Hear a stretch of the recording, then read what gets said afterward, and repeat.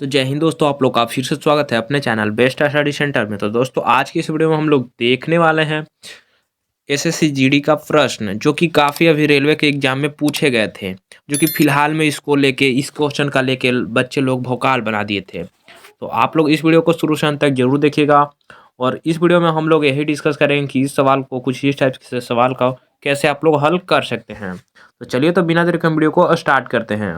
क्योंकि बच्चे लोग बहुत इसको लेके मतलब क्या बोलते हैं, बहुत लग रहा था कि ये भारी सवाल है, लेकिन आप लोग ध्यान से समझिएगा तो ये बिल्कुल नॉर्मल है। तो देखिएगा क्या कर रहा है। यानी कि देखिए,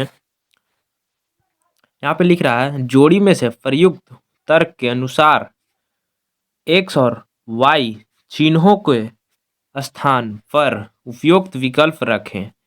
यानी कि देखिए, जैसे कि x का यहाँ पे 49 है, मतलब x के स्थान पे कौन सी संख्या था कि जो 49 हो गया। उसी प्रकार से यहाँ पे 9 है, तो यहाँ पे y की संख्या पे इसका अगला जो संख्या होगा ये कौन सा होगा। जैसे कि मानिए देखिए, x का अगला हो गया 49, उसी प्रकार से 49 का जो अगला हुआ 9, 9 का मान लीजिए फिर y है, तो y का जो अगला संख्या हुआ वो कौन होगा, ये आप लोग को ज्ञात करना है। और कैसे हुआ ये आप लोग को ज्ञात करना है। तो मान लीजिए दोस्तों, यहाँ पे आप लोग को लॉजिक लगाइए। तो लॉजिक कैसे लगेगा, तो चलिए, तो देखिए दोस्तों, यहाँ पे कितना x के जगह पे मान लीजिए हम 10 रखते हैं, तो 10 रखने पे क्या ये 49 आ जाएगा? तो नहीं।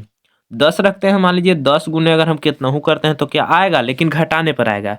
लेकिन वैसा हमको नहीं करना है। तो कैसे करना है, तो देखिएगा।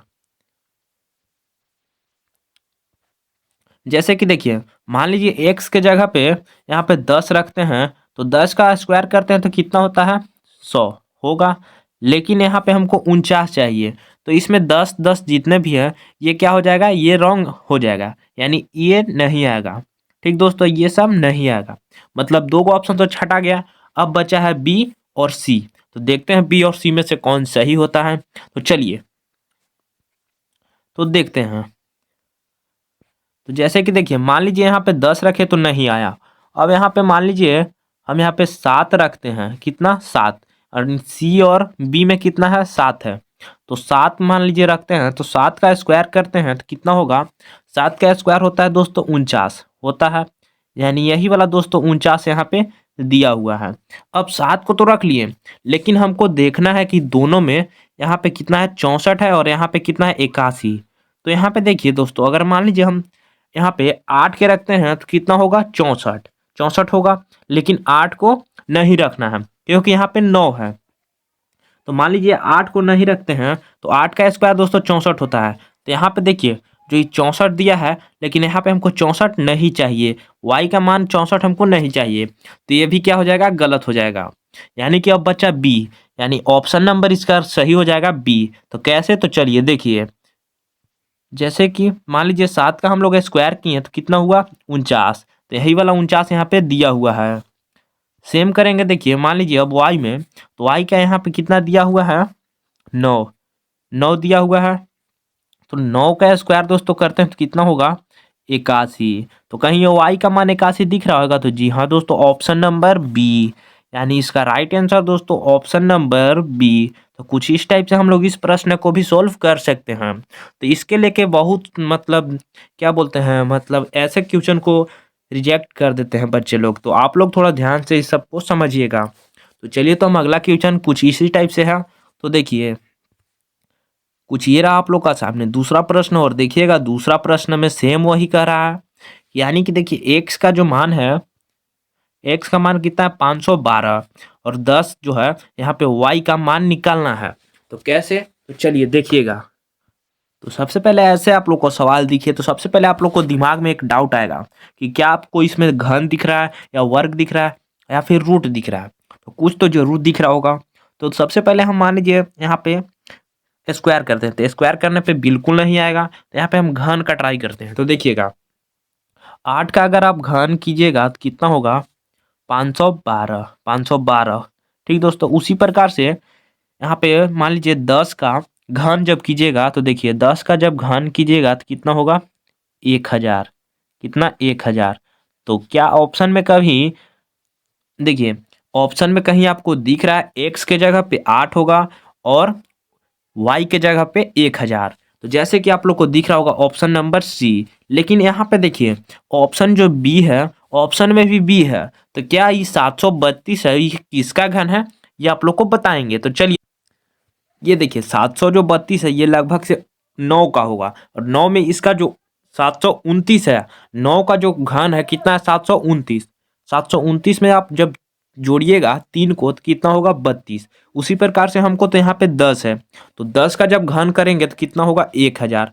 तो यहाँ पे 1000 आया, तो क्या ऑप्शन में आप लोग कहीं 1000 दिख रहा है? तो जी हाँ दोस्तों, ऑप्शन नंबर सी। जैसे कि देखिए एक्स का मान कितना 512, तो 512 कैसे हुआ, तो 8 का लिए 8 का घन करते हैं, यही वाला 8 यहाँ पे दिया हुआ है।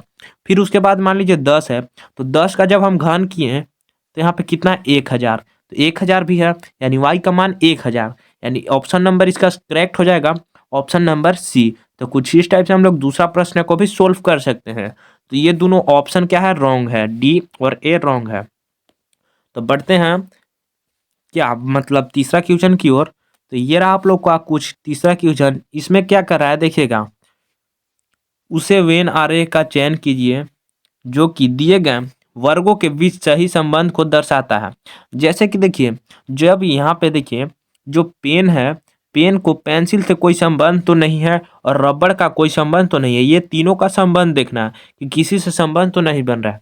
तो जैसे कि देखिए मान लीजिए संबंध बनता तो संबंध एक साथ रहता, जैसे कि देखिए संबंध में ऐसे रहता ऐसे, ठीक दोस्तों। उसी प्रकार से यहाँ पे देखते हैं संबंध बनता है या फिर नहीं। तो देखिए यहाँ पे पेन, पेन का संबंध किसी से बन रहा नहीं, तो पेन का अगर मान लीजिए ऐसे होगा, ठीक। उसी प्रकार से देखिए जब पेन का जब ऐसे हुआ तो पेन का जब संबंध पेंसिल से हो रहा है तो ना ही पेंसिल भी अलग है। उसी प्रकार से पेंसिल से रबड़ अलग है, यानी पेंसिल से कोई संबंध रबड़ का नहीं बन रहा है, तो क्या रबड़ भी अलग होगा। तो कहीं ऑप्शन में दिख रहा होगा 3 गो जीरो, तो जी हाँ दोस्तों ऑप्शन नंबर सी, यानी इसका राइट आंसर दोस्तों ऑप्शन नंबर सी। तो कुछ इस टाइप से हम लोग इस प्रश्न को भी सोल्व कर सकते हैं।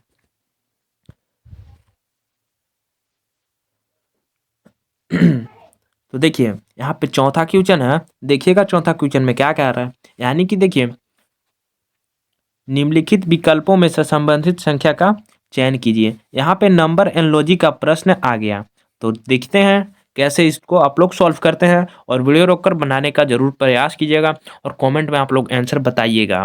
तो देखिए जैसे कि देखिए यहाँ पे कितना है 41 है, कितना है 41। तो 41 को यहाँ पे 7 से कैसे रिलेशन बना ये आप लोग को फाइंड करना है, और 6 से यहाँ पे रिलेशन कैसे हुआ ये आप लोग को बताना है। तो जैसे कि देखिए दोस्तों यहाँ पे देखिए मान लीजिए हम अगर डायरेक्टली सॉल्व करते हैं तो देखिए 7 जो है, 7 का अगर स्क्वायर करते हैं तो कितना होता है, 7 का स्क्वायर 49 होता है। 49 में अगर +2 करते हैं तो कितना होगा, कितना होगा 49 और +2 करते हैं तो कितना होगा 51, ठीक दोस्तों 51। लेकिन यहाँ पे हमको 41 चाहिए, तो कैसे, तो देखिएगा जैसे कि देखते 49 हुआ 7 का स्क्वायर, 49 में मान लीजिए अगर हम 8 माइनस कर दे तो कितना होगा 41 हो जाएगा। उसी प्रकार से हम यहाँ पे इसमें 6 में प्रोसेस करेंगे, मतलब 6 में लॉजिक लगाएंगे। तो जैसे कि देखिए 6 का मान लीजिए 6 का स्क्वायर दोस्तों कितना होता है 36, 36 में माइनस अगर 8 करते हैं तो कितना होगा, देखिए 16 में से 8 घटा 8 और यहाँ पे 2 28, लेकिन ऑप्शन में 28 नहीं है।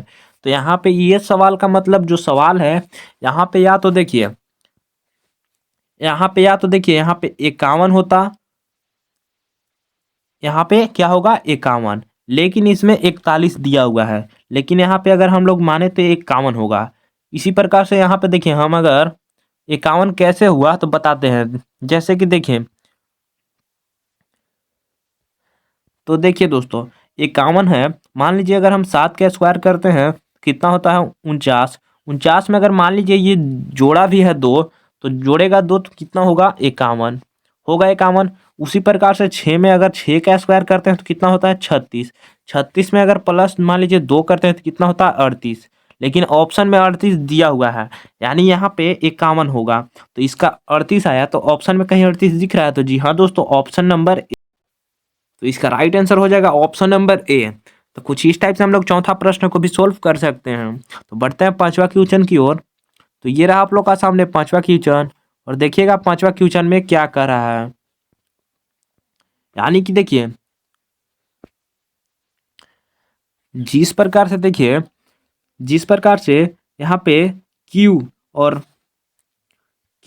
और जी एन बी का संबंध बन रहा है इससे, यानी जेड पी डब्ल्यू के से, उसी प्रकार से एच एल एम ओ का संबंध क्वेश्चन मार्क में बताना है किससे होगा, यानी ऑप्शन में से चूज करना है, यानी कौन सी संख्या यहाँ पे क्वेश्चन मार्क में भरे जाएगी।